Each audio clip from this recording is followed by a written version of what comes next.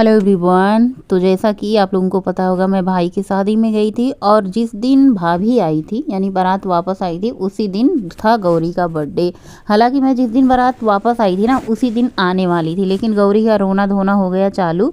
फिर मैंने कहा चलो मैं 1-2 दिन बाद आऊँगी, और गौरी के पापा चले आए क्योंकि उनका तो ऑफिस था भाई, ज़रूरी था। आज गौरी का बर्थडे था तो गौरी को क्या था ना कि वो अपना मौसी लोग को छोड़ के नहीं आना चाहती थी, उन्हीं के साथ अपना बर्थडे मनाना चाहती थी। सो उनकी मौसी लोग ने सारी तैयारी कर दी है बर्थडे की और सजा वजा दिया है, हैप्पी बर्थडे लगा दिया है। ये है उनकी अंजलि मौसी और उनकी शिवांगी मौसी, कितने सुंदर से सजाया है। 2 केक भी आया था, और क्योंकि बहुत सारे लोग थे ना, शादी विवाह का घर है तो बहुत सारे लोग रहेंगे, इसलिए मैंने 2 केक मंगवाया था। और बस केक कटिंग होगा, बर्थडे भी किया जाएगा। गौरी यहाँ पे तैयार हो चुकी, सारी ड्रेसेस धुलने उलने का टाइम नहीं मिल रहा था, इसलिए मैंने बोला गौरी जीन्स और टी-शर्ट वही वाला पहन लो, वही सबसे अच्छा है।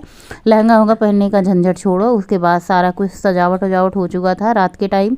उसके बाद फ़ोटो सेशन शुरू होता है और वीडियो कैमरा सब लोग आते हैं। सबसे पहले ये है हमारे मामा, गौरी के नाना, मौसी को आप लोग तो जानते ही होंगे, ये हमारी मौसी हैं और गौरी की नानी। तो बस ऐसे ऐसे करके सब लोग अपना फ़ोटो वोटो खिंचवाए, फिर केक कटा।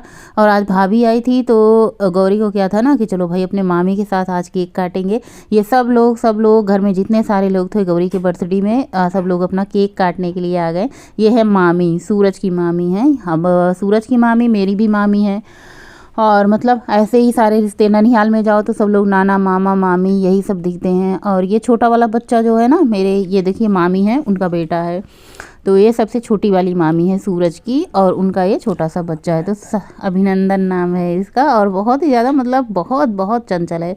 तो भाभी आ चुकी थी, सब लोग अंदर से बुला लाए। शिवांगी अब केक कटिंग होगा, चलिए आप लोग देखिए, एंजॉय कीजिए। और गौरी को भर भर के मैसेज आप लोग दीजिएगा हैप्पी बर्थडे का। Happy birthday to you.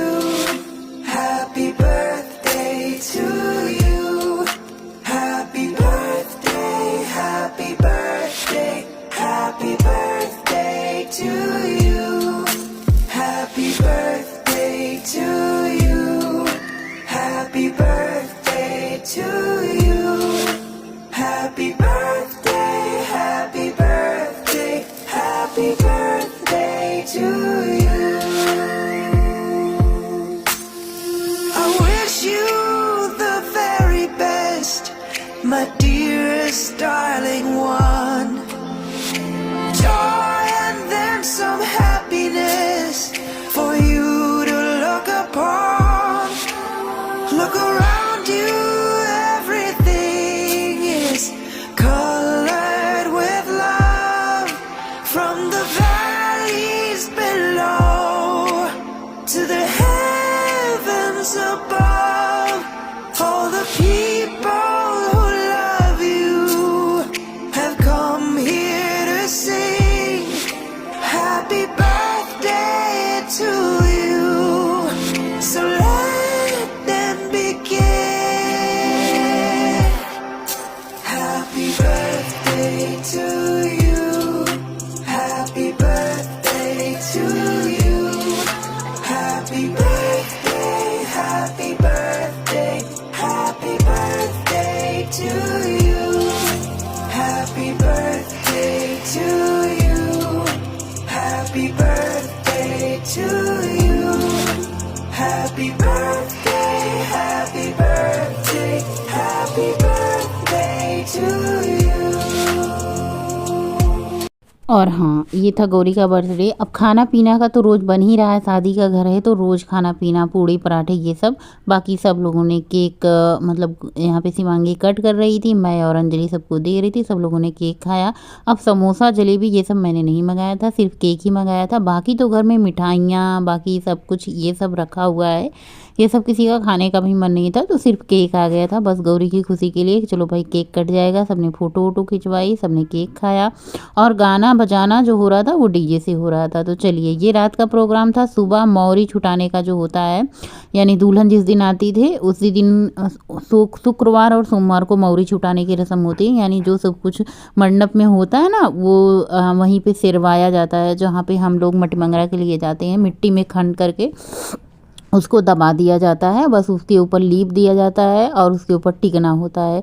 तो यहाँ पे सूरज की मामी है, ये दुल्हन बनी है और ये सूरज तो दूल्हा है ही है। तो यहाँ पे 5 लोग मिल करके फिर से दौरी उठाएंगे। गौरी का ब्लॉग छोटा सा था तो मैंने सोचा चलो इसी में थोड़ा बहुत ऐड कर देते हैं, जो थोड़ी बहुत मैंने क्लिप बनाई है। तो चलिए मौरी छुटाने चलते हैं तालाब के किनारे। फिर से वहीं चलेंगे आज हम जहाँ हम लोग मटिमंगरा के दिन गए थे। तो यहाँ पे सारी सब लोग, शिवांगी, अंजलि और बच्चों का भी जिसका जाने का मन हो रहा था वो लोग जा रहे थे।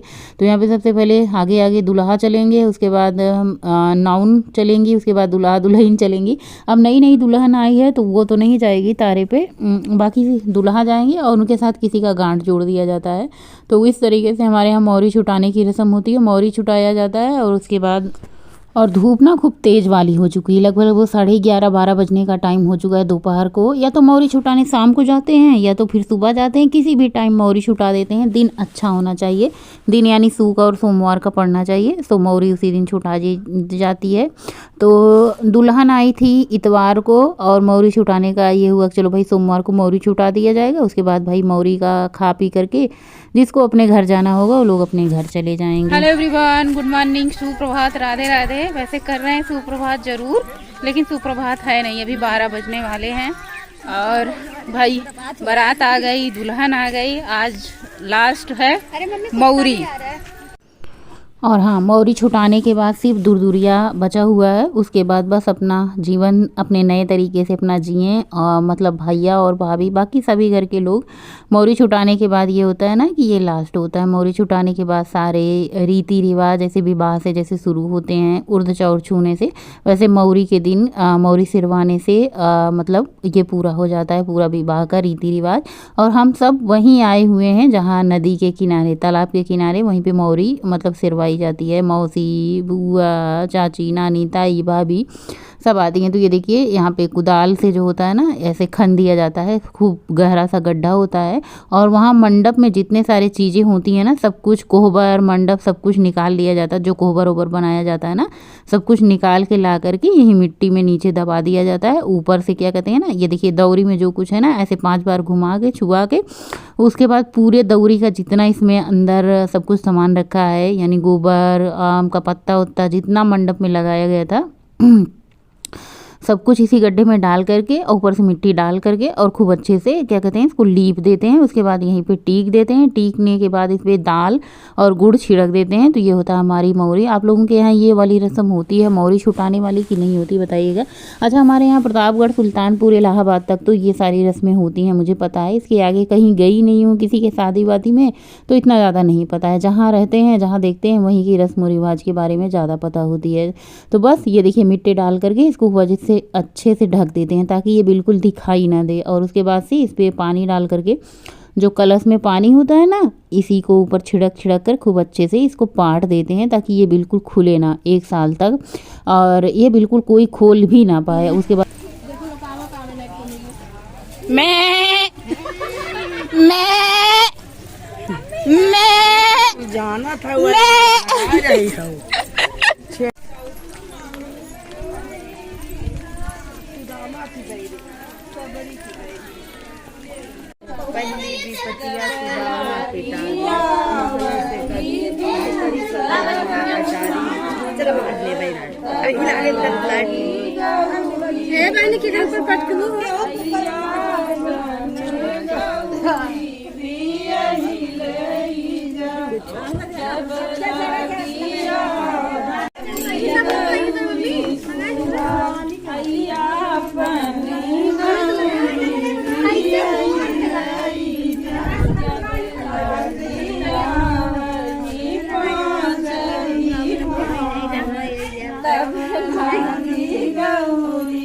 और मौरी के दूसरे वाले दिन बृहस्पतिवार था, उस दिन मामी ने दूरदूरिया चबवा दी थी और मैं लास्ट में पहुंची। मैं नहा रही थी, सब लोग दूरदूरिया, अच्छा दूरदूरिया में ना 7 लोग की थी। तो मौसी थी अपने घर से और मामी थी, भाभी थी, 3 लोग अपने घर की थी, बाकी अगल बगल की जो होती हैं ये भी भाभी हैं, मतलब हमारे बगल के अम्मा अपना यहाँ पे गाना बजाना कर रही हैं। तो लास्ट वाले दिन दूरदूरिया हो गया। तो ये हो गया सारे मतलब प्रोग्राम शादी के हो चुके हैं और दूरदूरिया भी हो चुकी है। हमारे यहाँ जब ब्याह होता है, नई बहुरिया आती है, है या फिर बेटी का ब्याह करना हो, बेटे का ब्याह करना हो, तो सबसे पहले दुरदुरिया चबवाते हैं और सबसे आखिरी में भी दुरदुरिया चबवाते हैं। तो आज दुरदुरिया था और उसके अगले दिन मैं गोरखपुर आ गई। मतलब मायके का ब्लॉग यहीं तक था जितना मैंने शूट किया था। इसके बाद मैं गोरखपुर आ गई हूँ। गोरखपुर अपना दाल रोटी चावल सब्जी जो बनाऊंगी खाऊंगी आप लोगों के साथ शेयर करती रहूंगी। फिलहाल मायके का ब्लॉग यहीं पे एंड होता है। मिलेंगे आप लोगों से फिर गोरखपुर में नए ब्लॉग के साथ। तब तक के लिए बाय, गुड नाइट, शुभ रात्रि, जय माता दी और जय